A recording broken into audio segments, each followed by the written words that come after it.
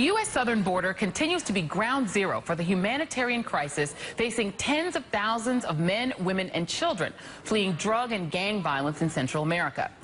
Every day, Texas Highway Patrol boats follow jet skis crossing the Rio Grande River, carrying smugglers and the families they've taken thousands of dollars from to get them or their children into the U.S.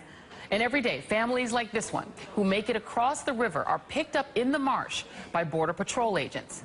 And at sites like this, a family standing side by side, holding hands as they board a customs van that drives home the reality of what these families are escaping. Gangs and violence and fear great enough to propel them on a journey filled with uncertainty. Earlier today, Congressional Hispanic Caucus member Luis Gutierrez pleaded with some of his colleagues to remember the faces of these children when they find themselves using this crisis as just another excuse to play politics as usual with a president they and or their constituents can't stand. When we see these children, we see the faces of our own children. We see the faces of our own nieces and nephews. We see the faces of our community. And we're not going to tolerate those that want to exploit them for political gain and demonize them. Meanwhile, a day after Homeland Security Secretary Jay Johnson said his agency will run out of money by mid-August without the nearly $4 billion emergency funding requested by the administration, House Appropriations Committee Chair Hal Rogers says the president's border security request is too high because, quote, number one, it's too much money. We don't need it. Secondly, a lot of what he's requesting is being considered in the regular bill process for 2015.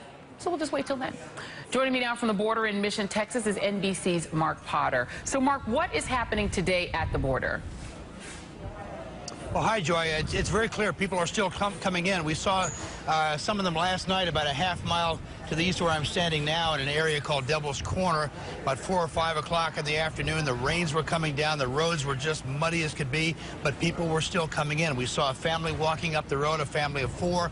We saw a group of 28 getting picked up by the Border Patrol and brought through that muddy area to be put on buses to be processed. So very clearly, this is still an active zone, but the Border Patrol is saying, as we were talking about yesterday, that there seems to be a lull right now. Not as many are coming through as before, maybe 1,000 a day as opposed to 1,500 a day. We're also seeing this in the Catholic Charities shelter in McAllen, the temporary way station set aside for people waiting who have been processed, waiting to go out. Typically 50 to 100 families would be there now, just 5 there today. So it's quiet. Now the question is why. The big reason given by the Border Patrol is that train, the Beast, has derailed a couple of times, but we're now hearing from Mexico that it's back up and running again. So agents are saying, well, maybe we're going to have a busy weekend.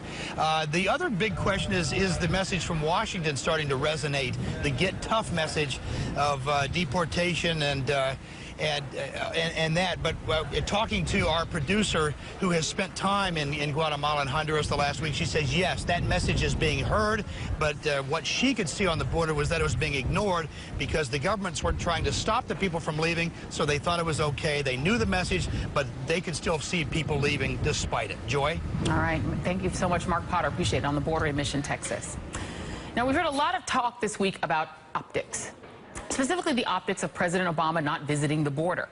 But we've seen another version of that narrative develop this week, and specifically it's related to the politics of Texas Governor Rick Perry.